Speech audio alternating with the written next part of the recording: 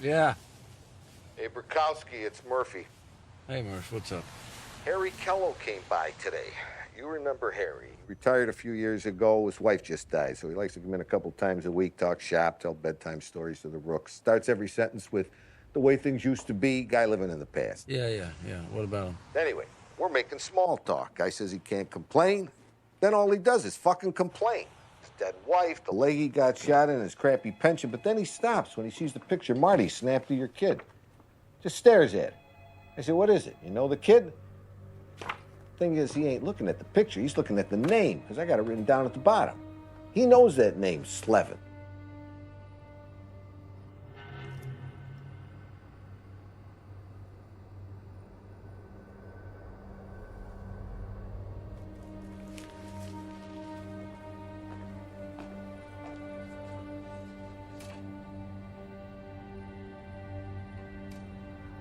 I have that same phone.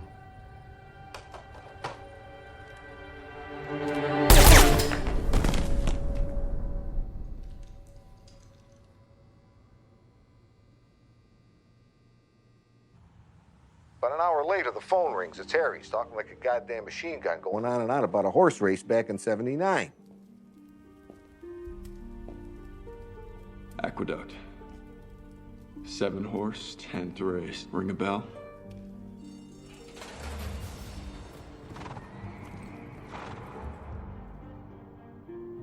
It was a drugstore handicap, big wind-up.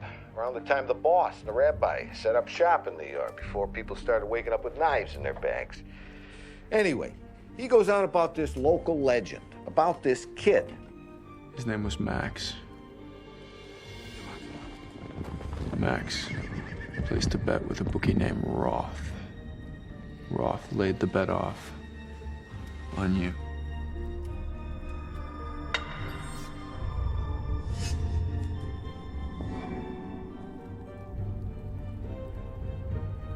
And you.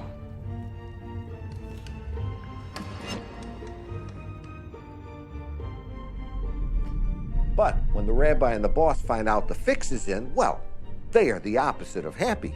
Word comes down, an example is to be made. These guys kill everyone, and I mean everyone.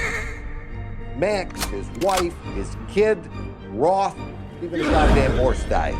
These guys went to town with a tomahawk. It was a fucking massacre. They had to bring in a specialist to do the kid because nobody would take the job.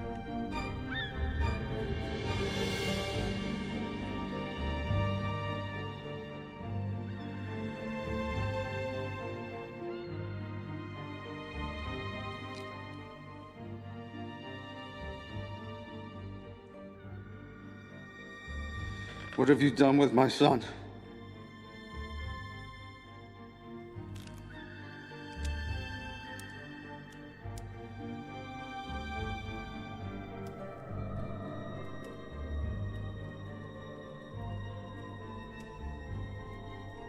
You? Nah. You're dead. You're dead!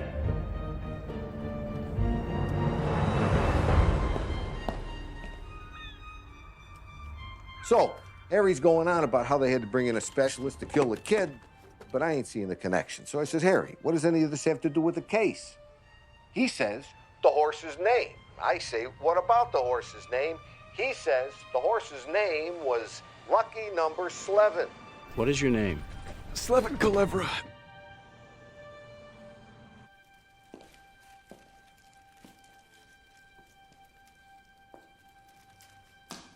You remember this part?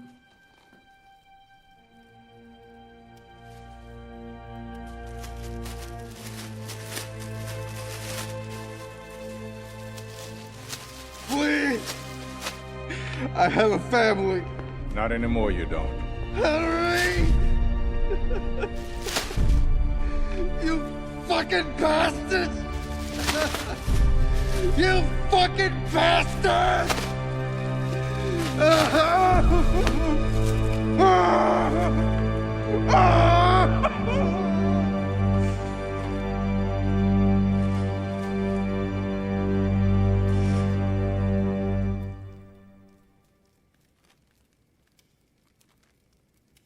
two of you killed everything I ever loved.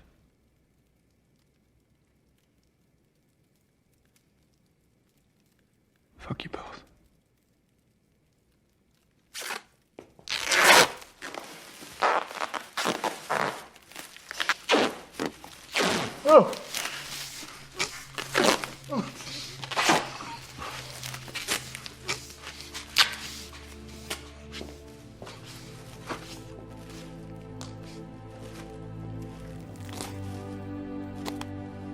Now, there is no such person as Slevin Kalevra, as far as I can tell, which means the kid was using a pseudonym, which is kind of interesting, him picking the name of a dead racehorse and keeping company with the boss and the rabbi, seeing as how they had some involvement with that very same horse. I thought to myself, you know, maybe it means something. Then again, maybe it's just a coincidence. Name got to come from someplace, right? I guess none of this really matters now that the kid's gone cold.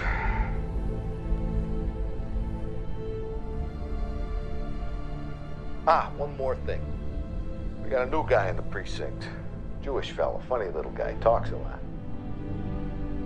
Anyway, in case you're interested, he says the name Kalevra is Hebrew. Says it means Bad dog.